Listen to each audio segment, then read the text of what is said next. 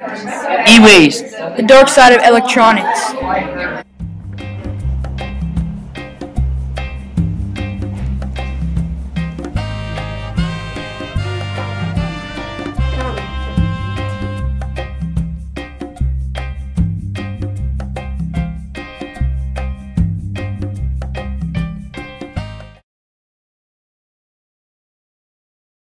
What is e-waste? E-waste stands for electronic waste. E-waste is old electronics such as Old or broken computers or iPods. Monitors, laptops, consoles, TVs, remotes, etc.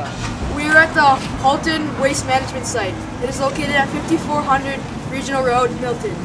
At this waste management site, they accept old or used electronics. You can bring them here Monday to Saturday from 8 a.m. to 4:30 p.m. It also doesn't cost anything to bring your old electronics here. The only days you cannot bring in used electronics is on holidays and Sundays. China has banned the import of e-waste, but it is still being imported illegally. The EPA estimates 3 out of 4 of these old electronics are being stockpiled in garages or closets. Then when thrown away, they end up in either landfills, incinerators, or shipped to developing countries. In these factories, the fumes cause harm to workers in neighboring communities. Most workers say they opt to work at one of these factories because it was the only job in the region that paid a living wage, which is $8 a day. The e-waste demand grew in Asia once they found out you can extract valuable substances in metals. Some of the metals found in these old or broken electronics consist of zinc, lead, mercury, copper, silver, and gold. Also, the toxic materials inside the electronics cause a permanent scar to the environment.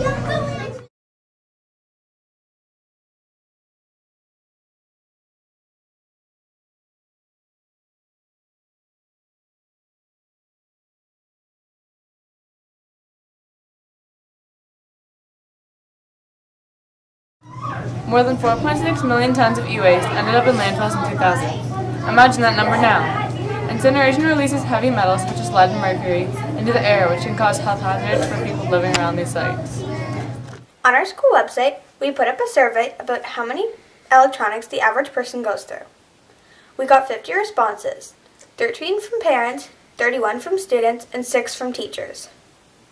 Most of the students that answered were in grades 7 and 8. Out of the 50 people that answered, all of them said they owned an electronic. 80% of the people that answered have owned over 5 electronics. 86% of the people said they have owned a cell phone. We asked them how they got rid of their electronics. 15% said they donated them, 14% said they threw them away, and 10% stripped them down for parts. The other 40% either recycled them, still have them, or gave them to their kids to play with. In the end, 94% of the people that answered have got a new electronic in the last 5 years. Electronic waste contributes to most of the lead found in landfills. In 2005, 4 billion pounds of e-waste was thrown out in the USA. E-waste is a big threat to the environment by contaminating our water supply, air, and soil.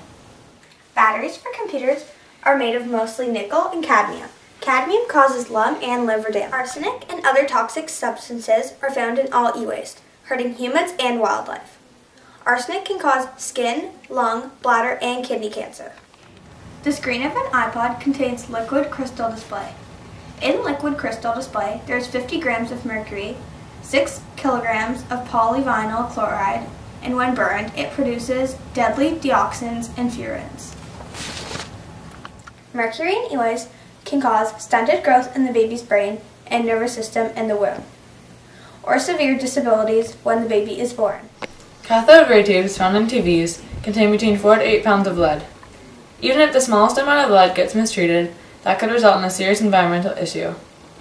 500 million cell phones are ready to be recycled.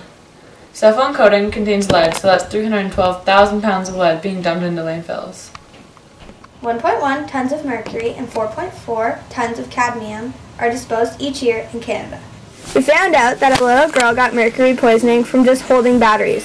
So imagine being in a factory and opening them up on a daily basis. The people that work at factories are risking their life every day opening used electronics. In our survey, some people wrote that when they're finished with their electronics, they give them to their kids to play with. Can you imagine giving your toddler a cell phone to chew on? It has very many toxics and you can get very sick from it. Once they reached the plant, workers then began to strip off computer chips and transistors. This stage is very dangerous for the workers because they inhale these dangerous fumes. Heavy metals and dangerous fumes are also in the circuit board. There's a red type of circuit that burns the eye, but workers grow immune to these effects after a while. High levels of contamination were found in the workshops and the surrounding environment. Water pollution has been made by waters getting soaked in acid and stripped to the core. Remnants are poured into open sewer grates. Any leftovers are poured into open fields where children play. That affects the children's IQ. In India, precious metals like gold and copper are stripped down and sold for high prices.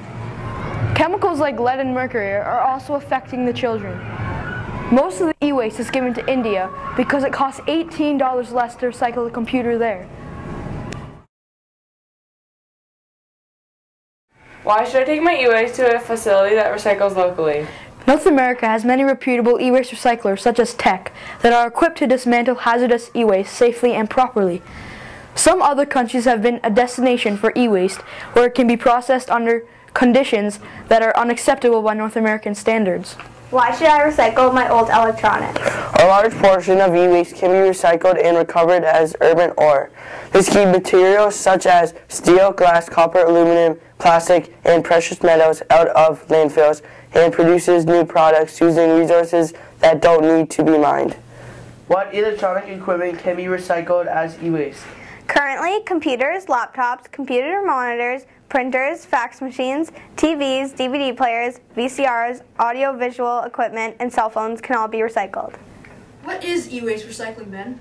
E-waste recycling is the process of recycling used electronics instead of being dumped into landfills.